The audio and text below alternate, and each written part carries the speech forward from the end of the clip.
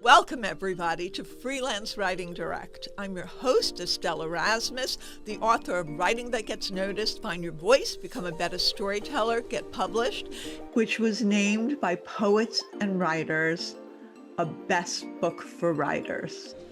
Every week, I speak with novelists, with authors, with writers of every niche to talk about their tips, their tricks, their strategies, and how the sauce is made, including creative advice. I'll talk about essays and articles and share my own experience from 3 decades of publishing. So join me every week and grow your business and build your craft with Freelance Writing Direct. And don't forget to subscribe, rate, and review on iTunes. And follow along on Substack, where I share special clips for subscribers only at estelleserasmus.substack.com. Welcome, everybody, to this episode of Freelance Writing Direct. I'm your host, Estelle Erasmus, and I'm the author of Writing That Gets Noticed, which Poets and Writers named a best book for writers. And today, I'm so happy to have Rachel Kramer Bussel with us to talk about her Open Secrets magazine, which is on Substack, and her transitions in life that she has made quite recently. So I want to tell you a little bit about Rachel, first of all. Rachel Kramer Bussel is an essayist, journalist, and editor based in New Jersey. Her writing has been published in the New York Times, the Washington Post, Glamour, Publishers Weekly, Salon, Slate, Today.com, The Village Voice, and many other publications. She's founder and editor of personal essay magazine Open Secrets, and organizer of Personal Storytelling Summit, Open Secrets Live. Rachel is the author of How to Write Erotica and Lap Dance Lust, and editor of 70-plus erotica anthologies. She teaches essay writing workshops online and is working on a nonfiction anthology and a podcast on our attachments to our belongings. Welcome to the program, Rachel. Thank you so much. It's so great to have you here. I know you were an erotica writer and author, and you have made the transition to magazine founder and editor of Open Secrets. And you also have a 5-month-old, I believe. Yes. So what was that initial spark to bring you from writing erotica to creating and founding a magazine focused on essays? Well, nonfiction has always been my first love. I've been writing some form of nonfiction pretty much since I could write. As a teenager, I wrote a lot of letters to the editor. I mean, yes, they still exist, but they were kind of precursors to social media and blogs in a way, because I was reacting to articles in the newspaper, from my local newspaper to the New York Times to magazines. And this is in the late 80s, early 90s. So I wasn't emailing them in, I was snail mailing them in, or maybe I was faxing them, and then they would call you to verify.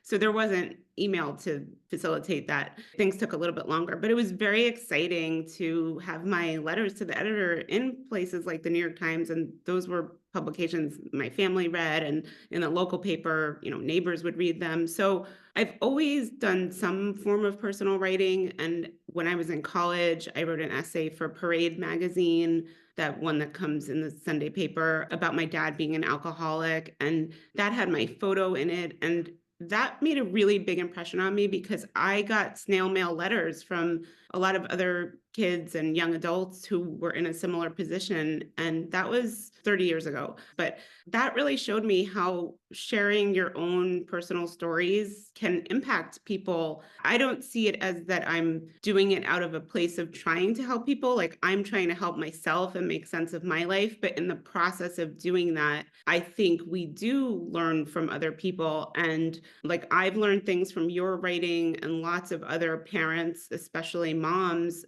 about both their own identities as mothers and parents, but also some of the nitty gritty of what it's like to be a parent. Some of your pieces on raising a teenager, I'm not thinking about that yet because I have a baby who doesn't even talk yet. But, in the back of my mind, I'm like, okay, what am I going to do, if she gets bullied or if she, has this issue or that issue. So I look to other first person writers to learn about their lives and also, my life. So I feel very strongly that that's important. And I've done some element of that throughout all this time. And then at the same time, I was writing erotica. That's really the only kind of fiction I've written. They were kind of complementary, but also very different because one is not so much because it's erotic, but because it was fiction and you can make anything up. You can take a true story and either fictionalize it or lightly fictionalize it or barely fictionalize it, but you're calling it fiction. But in first person writing, in essays or memoir, you have to stick to the truth. You can be artful about it and you don't have to put in everything that happened, but everything that you write has to be, something that actually happened. So I've been lucky in that the fiction helped me figure out what made sense in a fictional world, but my first love is nonfiction. That's great. So you've really learned and you teach it as well, but creating a magazine, and I've been the editor-in-chief of 5 national publications, it's a whole thing. You have to figure out how you're going to cover material. You're going to figure out how you have to elicit material from writers, how you're going to curate content.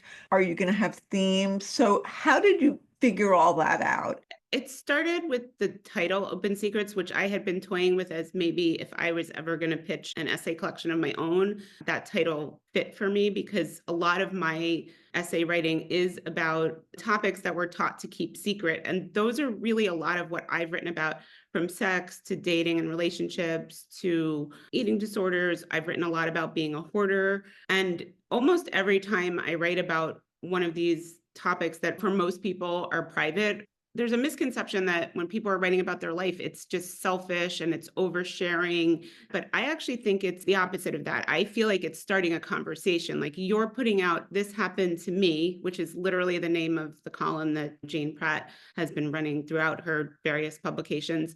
But you're not saying, this happened to me and I don't care about anyone else. I see it as me saying, this happened to me and did something like this happen to you? Or what do you think about this? And almost always from both strangers and friends and family sometimes, people have started a dialogue. So many people have shared with me, I'm a hoarder, or I think I might be a hoarder, or I have a family member who has that. And so I started Open Secrets in April 2023, and I wasn't thinking about all those elements you stated. And I think maybe if I had known how much work was involved and all the sort of problem solving I'd have to do, I might not have jumped right in. But I had been getting more used to posting on my own Substack and figuring out how the platform worked. And around the same time was when Catapult stopped publishing their online magazine. And there were some other outlets that had published essays that were no longer doing so. And I'm part of a lot of writing communities online, and I have a lot of friends who are writers.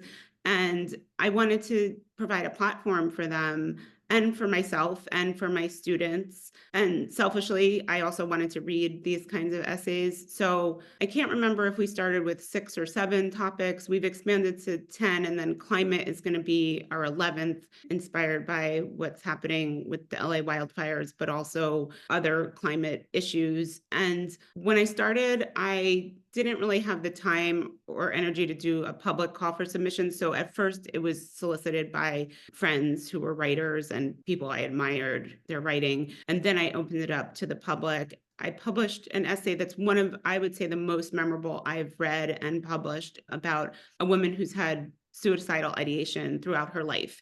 It was a beautiful essay, but I struggled with it wondering, is this ethical to publish this? I didn't know what my role as an editor and publisher should be. So I decided to include links to resources at the bottom of it. And I think why I decided to publish it, even though I wasn't totally sure, is that the author seemed very sure that she was comfortable publishing it. And it was very vulnerable. She pretty much said that she hadn't shared this with anyone in her life. And I thought, well, if she is willing to share that with the world, maybe this can help other people in her situation. or loved ones of someone who feels that way. It's called For 42 Years, I've Lived with Chronic Suicidal Ideation by Karen Bussel, and that ran May 1st, 2023. Let's get even more granular. So I love your title, Open Secrets. It's inviting and it gives a sense of what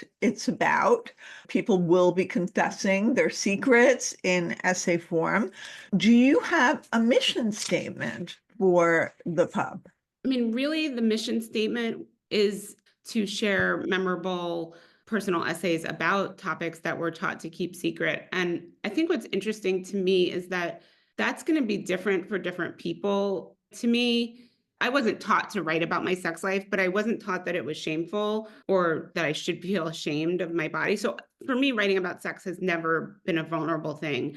And I will say, since we've published over 70 essays, they don't all strictly adhere to that, something we're taught to keep secret, but that's kind of the overarching theme of what I hope people will write about. Like, did this impact your whole life? And if it didn't really have that powerful impact, I haven't been able to publish them because I want people to sometimes, yes, feel uncomfortable. Like, I don't think you're going to read the suicidal ideation essay and feel like, wow, I'm so cheerful about that. But I do think you're going to remember it.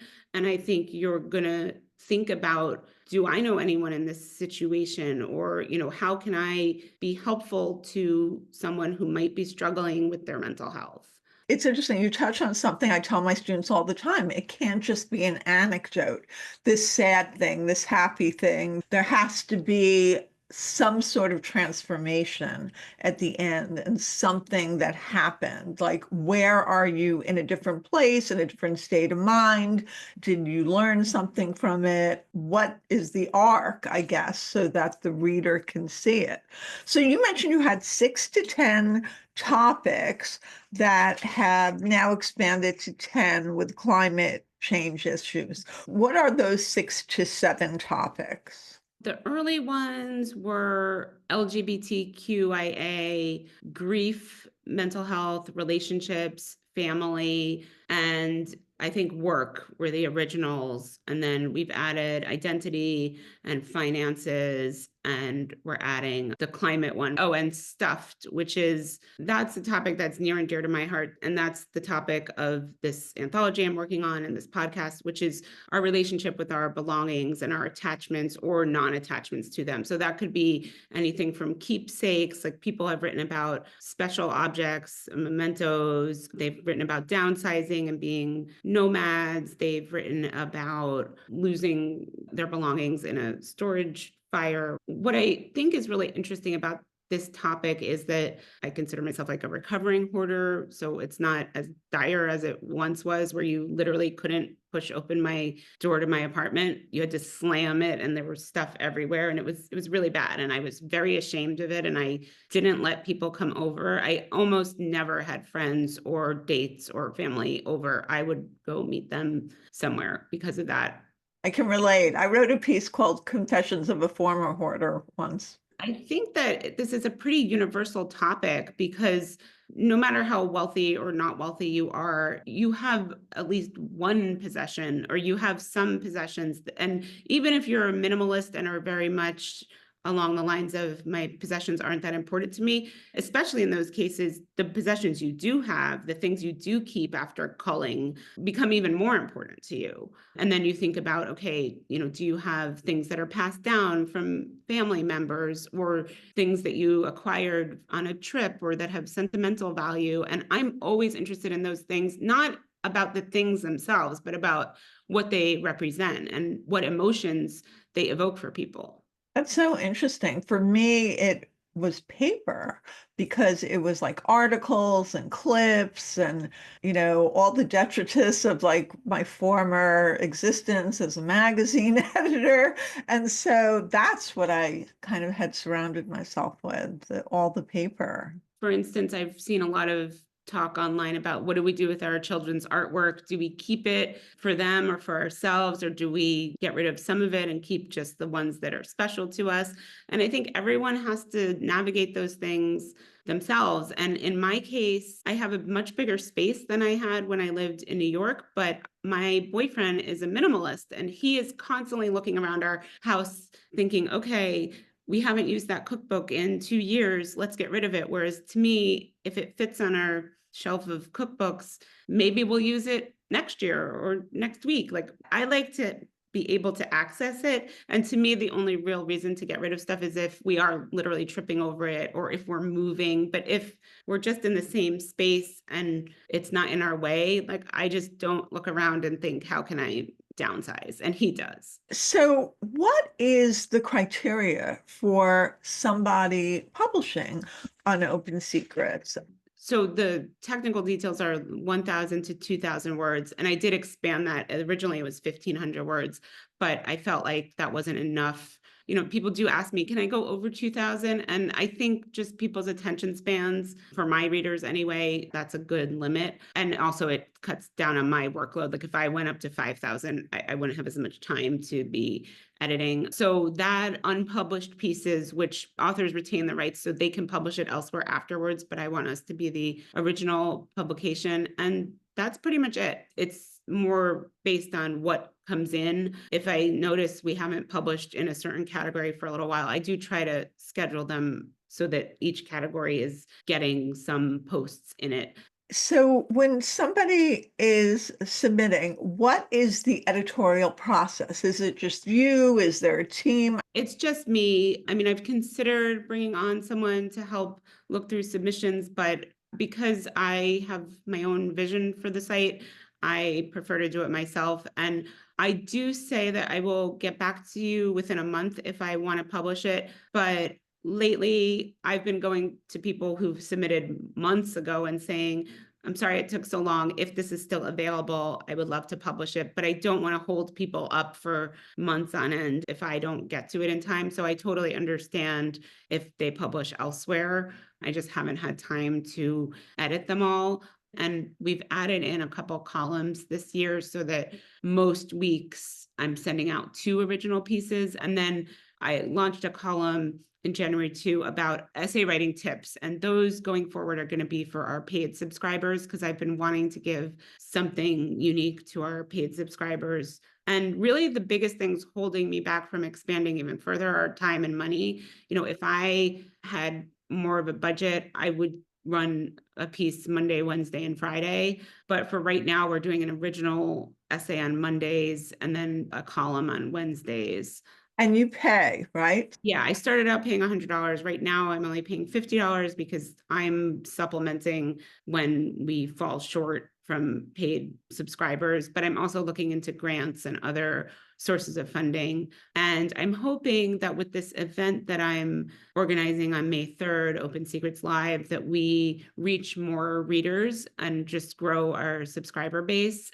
It seems like it's part of your vision, right? So you're expanding, you start a little smaller. And I just did a podcast episode with my analysis for where publishing is heading in 2025. And I said one of the biggest markets is going to be people moving from mainstream media like magazines, which have been closing at an alarming and enormous rate, and doing actual Substack pubs. And there's going to be different levels of expertise of the people doing that. And obviously, you're my first person speaking about a Substack pub on the publication. I'm very careful about who I have on the program because we have a big reach. And I want people to only have credible sites that they can go to. So it's very important with Substack publications that the person who is editing the material is ethical about it, is a good editor, knows how to get the word out, and has a vision for the publication, which you clearly do. Part of your vision, I think, heard you say or read, is that you want to send out to the different award categories, for example, like what a lot of literary pubs do. Yes, I'm still learning how those all work. So I found out about Pushcart Prize basically right after it had closed because people were like, oh, I nominated these, or my essay was nominated. So next year I've made a tab in my spreadsheet for different awards. And last year I did start working with an assistant on this event we're running and also on helping me with social media graphics. And so that's helped me get organized. And, I had the idea at the very beginning that I would love to organize a conference of some sort, but I didn't really know how that would work. And then at the end of last year, I had just become a mom, and I used to live in New York where there were tons of literary events, and I ran a reading series for 5 years, and I loved that. I loved just interacting with people in person, and I don't get to do that often because where I live is like in the suburbs in New Jersey. There just isn't that thriving literary culture. And I think there's just something really interesting about hearing people, and podcasts fulfill some of that, versus reading. And I also love hearing writers interact with each other. So I decided to do a 1-day event that I'm calling a summit, where some of the topics that we cover at Open Secrets are going to be panel topics: relationships, family, identity, LGBTQIA life, mental health, and work career. And then there's going to be an editors panel with advice on getting published. And it's all going to be in one big room. There's not going to be like breakout rooms. So everyone's going to hear everything. I've just been really excited. I've been approaching both authors who've published on Open Secrets and authors of memoirs that I've enjoyed or that have been recommended or that fit those categories. And I have a big stack of books by these authors that I'm going to be reading to prepare. And I'm just really excited to hear people's stories. And I'm also a little bit fangirling over the fact that Jane Pratt, she is going to be our opening keynote speaker, and I'm going to be interviewing her. And originally, I was looking at editors from only Substack specific publications, but then I expanded it because I do want it to be helpful to aspiring writers. It's not only geared towards writers, but I want writers to get useful information out of it. So the editors panel is going to have a different editor from another Jane Pratt thing, a HuffPost personal editor, Emily McCombs, Jesse Sposato, the executive editor of Narratively, and then Rakesh Satyal, he's an editor at HarperCollins, and Jamia Wilson, who's an editor at Random House.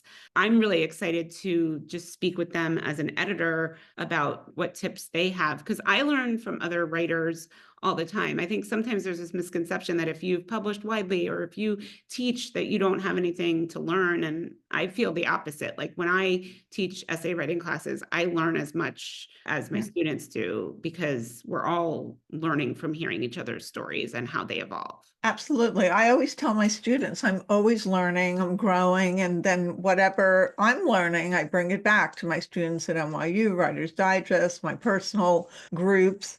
Jessie, I had her on a panel that I did for a conference. And Emily, I had a piece that was in HuffPost Personal, and I worked with Emily McComb. She's great. Oh, and Jane, I have like such a fangirl feel about her. I remember Sassy. And then the only piece that I ever responded to audience comments was a piece that I wrote for Exo Jane called I Shamed My Niece for Dyeing Her Hair Pink. And it was sort of like how I did that. And then I regretted it, but I made it akin to how I had dyed my hair red and very bright red and had gotten a lot of flack for it. And I never respond to comments on the New York Times and the Washington Post, anywhere that I've written. But for this one, I did. And it was really an interesting interchange. And everybody was very reasonable, even though I thought they wouldn't be. So that's fascinating. I've been very happy that the comments section at Open Secrets have been overall very supportive. And I'm not saying that everyone needs to or should agree with the authors, but I haven't seen comments shaming people or name calling or anything like that. And I did make a policy about that. And I forget exactly what I said, but basically that Open Secrets has the right to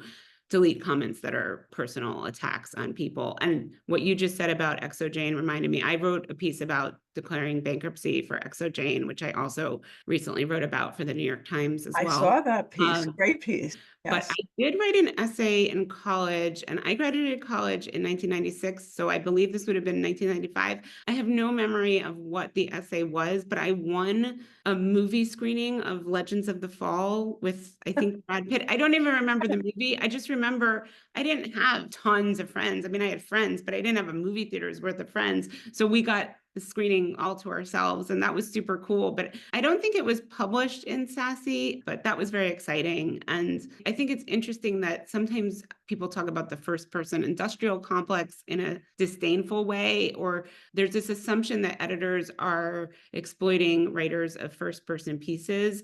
And while that may have happened, and if a writer says that they feel like they were exploited, I'm not discounting that. But I don't think most editors are trying to do that. I think that for a lot of people, it is cathartic and healing and helpful to write about our lives, even if it's something very personal. I don't think it's for everyone. I think it takes a lot of courage, and you do have to have this fortitude and thick skin around feedback, because they're not just going to critique your writing. They're going to critique the way you live your life.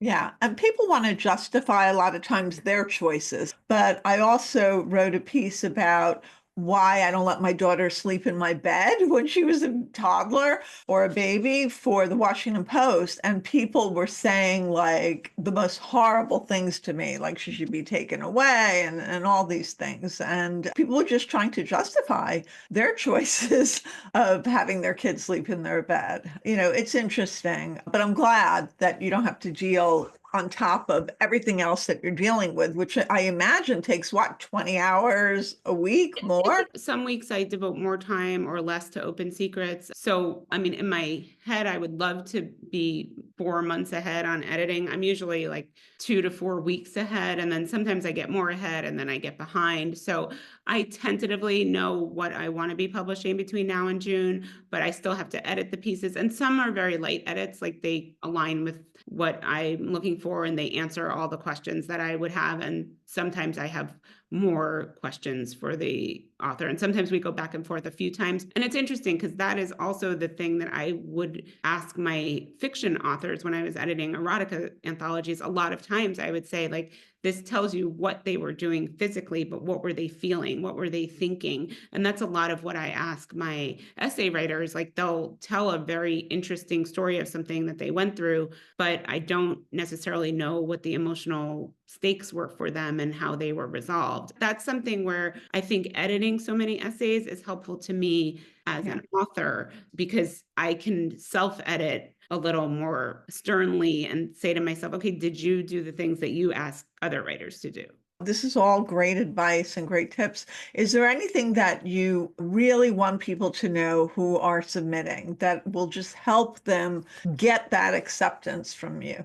I would definitely say that I'm looking for more, not necessarily lighthearted topics, but more humorous or humor in the writing. Because we have a grief section and because we have a mental health section, I get a lot of dark topics and I gravitate towards those. I read a lot of memoirs about addiction, about challenges, about caregiving. I mean, I'm interested in those topics personally, but I also don't want the entire publication to be a downer and I want to vary it. So I would love to see more humor, even when you're writing about these more challenging topics, because I don't think they're exclusive. I mean, yes, grief is not humorous, but there can be humorous moments within grief or divorce or unemployment or whatever it is, even if you're laughing at yourself or laughing at the situation. And so I haven't published too many humorous essays because I don't get too many. And I do think it's hard. Like, I don't really write humorous pieces. I write pretty straightforward pieces, and sometimes people tell me they make them cry, and I don't mind that. Like, I think it's a compliment, and